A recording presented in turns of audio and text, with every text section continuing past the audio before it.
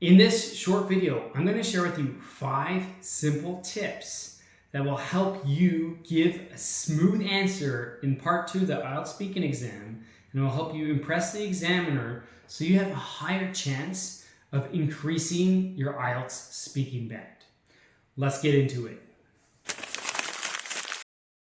The part 2 of the IELTS speaking exam can be a complete nightmare for some people. You need to speak for a full 2 minutes with a stranger who you've never met before about a topic you probably don't care about at all. And to make it worse, there's over 50 different topics to prepare. All right, tip number 1 is plan basic organization for part 2 of the IELTS speaking exam. By basic organization, I mean you should have an introductory sentence that you know you will use no matter which part 2 you get. Then you can have 3 or 4, maybe a few more sets of linking devices or pre-planned sentences that you will use to transition to different parts of your part 2 topic.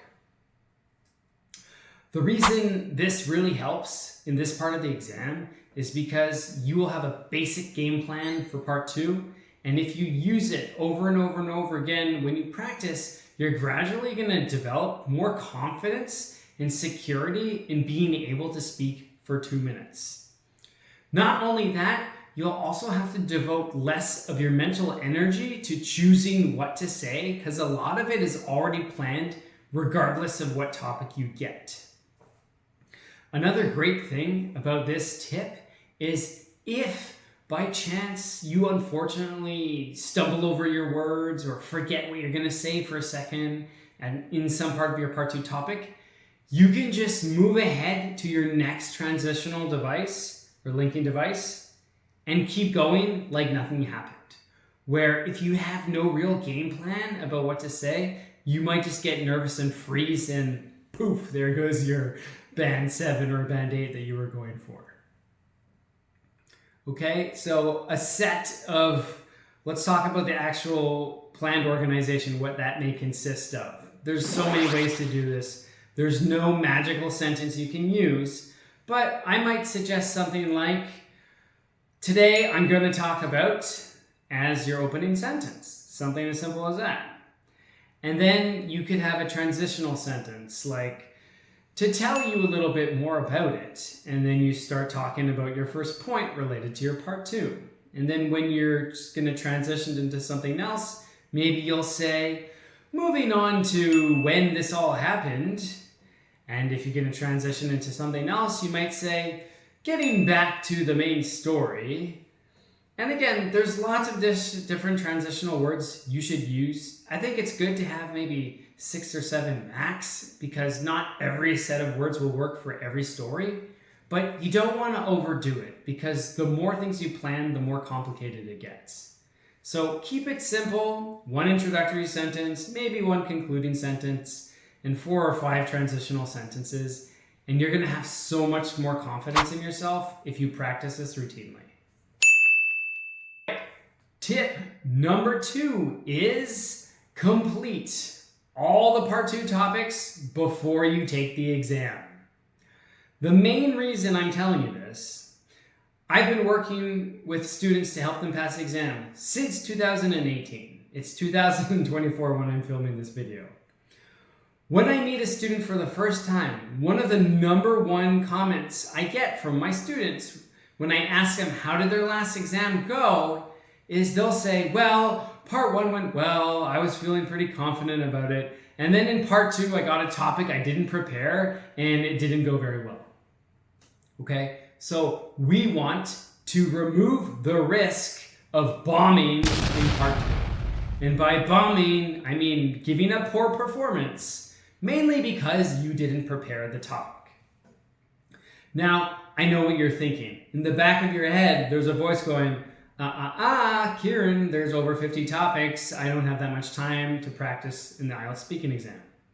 Yeah, it's a lot of topics. But the reality is the majority of the topics fall into 4 categories. Talk about a person, talk about an event, talk about a place, or talk about an object. There's a few oddball topics, like talk about a historical period. There's always one or two of those, okay? But for the most part, they fall into 4 broad categories, okay? So if you prepare one person to talk about, and we use that one person for 5 or 6 different topics, bam, you've just cut out like 6 or 7 topics that you have to prepare with one person. Okay, so you can recycle ideas throughout all these 50 topics. You don't have to come up with 50 individual ideas. I agree, that's a lot of work. But it's so important to do this because the rest of your exam can go smoothly and you get some scary topic like talk about a public building that has been improved recently, and all of a sudden you just go and you freeze on the exam. Okay? So I have a resource I call the IELTS Speaking Topic Spreadsheet. I'm going to put a link for it in the comment section below. You can click it and get it for free. It has all the current topics. You can also go to IELTS Bro. It's a Chinese website where they list all the known current topics. Or you can just Google IELTS Speaking Topics and the year you're in, and you'll sooner or later find most of the topics on the exam. So don't be lazy, go find the topics, prepare at least a simple outline for every single one, and you'll be in a far better position to get that band 7 or 8 or whatever band you need on the IELTS speaking exam. Okay, tip number 3 is plan your vocabulary. We talked about this a little bit in tip number 1, which is plan basic organization. But in planning your vocabulary, we're going to go a little bit deeper into it. Part 2 of the IELTS speaking exam, you need to speak for 2 minutes. So as mentioned before, we want to have some planned linking structures or transitional sentences. But we also want to have some vocabulary, maybe perhaps that's descriptive, talking about how someone looks, their personality. We can describe places, like a trip you went to. You can also have idiomatic expressions or slang or phrasal verbs. So we want to plan different sets of vocabulary for this part of the exam. And you don't want a lot of it, you just want enough of it. So when you are describing something in a colorful way, you're doing it properly. Because when you try to describe something in a colorful way for the first time on an exam and you've never practiced it, oftentimes it doesn't sound very good, or it doesn't even sound what you think it does. Okay, so have a few sentences to describe a friend. Have a few sentences ready to describe a location. Have some vocabulary ready to describe an object so that when you do it well. Don't leave it up to chance. Don't come up with phrasal verbs of your own or slang of your own. Choose a small subset of them, practice that small sub regularly, and plan when you're going to use it in part 2 of the IELTS speaking exam, and you're going to do way better, I guarantee you. Tip number 4, be cautious of repetition and redundancy. People who don't plan out the topics are way more likely to make these mistakes in the IELTS speaking exam, in part 2 of the IELTS speaking exam. It's repetition and redundancy. It doesn't happen very much in part 1 because the answers are too short. Doesn't happen as much in part 3 either, although sometimes it does. But in part 2, a lot of people repeat the same idea over and over again, or they're redundant and they say the same thing many times. An example of this is a lot of the times it happens right in the first sentence or the first 2 sentences of part 2. Like, say the topic is talk about an individual who you worked with and you had a positive experience or something like that. The candidate may start off their part 2 by saying, I'm going to talk about a time I worked with my friend Jenny on a biology project. And then the second sentence they'll say, so last week I worked with my friend Jenny on a really tough biology project. And what they've done is they've used the exact same sentence 2 times. It doesn't sound great. And what makes things worse is they're going to continue this habit throughout their part 2, and they'll repeat other sentences several times. So a way around this is for the beginning of part 2, is to plan your first sentence, a specific transitional sentence in the beginning, and a specific follow-up sentence. Okay, so for the topic I just gave, I would say, today I'm going to talk about a time I worked with my friend Jenny on a biology exam. And then my transitional sentence will be to tell you a little bit more about it.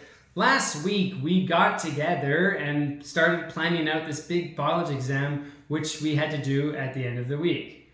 Now, I made a grammar mistake in there. That's okay. But I didn't repeat my idea 2 times and I gave more details. Okay? So plan your structures. Try not to repeat ideas. Try not to ramble and say the same thing over and over and over again, because it's going to make your part 2 coherence go down and it's going to just sound overall not as impressive to the examiner. Okay, the final tip number 5, is train relentlessly and know your weakness. Okay, the part 2 of the IELTS speaking exam lasts 2 minutes. You get 1 minute of prep time. That is 3 minutes. That means you can practice part 2 for 3 minutes every night. Now, I know what you're thinking. Yeah, you need to plan some time to come up with what you're going to say and write out a few sentences and research some vocabulary.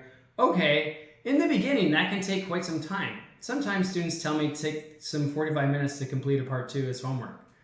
But if you do it over and over and over again throughout the week, that prep time will cut down a lot. And you'll be able to practice several part 2s in a night in under 20 minutes, okay? So train relentlessly. It will make speaking for 2 minutes in the part 2 of the IELTS speaking exam much more doable. And through training relentlessly, you will quickly discover many of your weaknesses. Every student I've ever had has specific, unique weaknesses that only they do in an exam. And unless you discover these, you're more likely to commit them and hurt yourself, okay? So, for example, one of my students had the bad habit of overusing the word adorable in really unnatural ways. He would say, oh, I went to this bar just down the street and I had a very adorable beer and I had an adorable time with my friends. And I was like, no, stop doing that, you know? But unless you find it by listening to yourself and practicing routinely, you're not going to get rid of it, okay? So train relentlessly, listen to your audios when you practice, and find your weaknesses and come up with strategies to cut them out completely or at least make them sound better in some way. So that's it, guys. That's the 5 tips. Let me know which one you think is more valuable to you. Is it A, planning your structure before you practice? Is it 2, going over all the topics in the part 2 of the IELTS speaking exam and preparing them ahead of time? Is it 3, planning your vocabulary?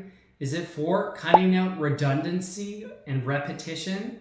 Or is it lastly, training relentlessly and discovering your weaknesses? And please, if you found this video useful, give it a like, share it with your friends. And in the next video, I'm going to look at a specific part 2 answer that one of my students gave. She was previously a 5.5. She moved up to 6 in her last exam. And in the next exam, she's going to be going for a 6.5. So we're going to be taking a very close look at her answer and discover some ways that she can improve it and get a higher speaking band. See you in the next video, guys.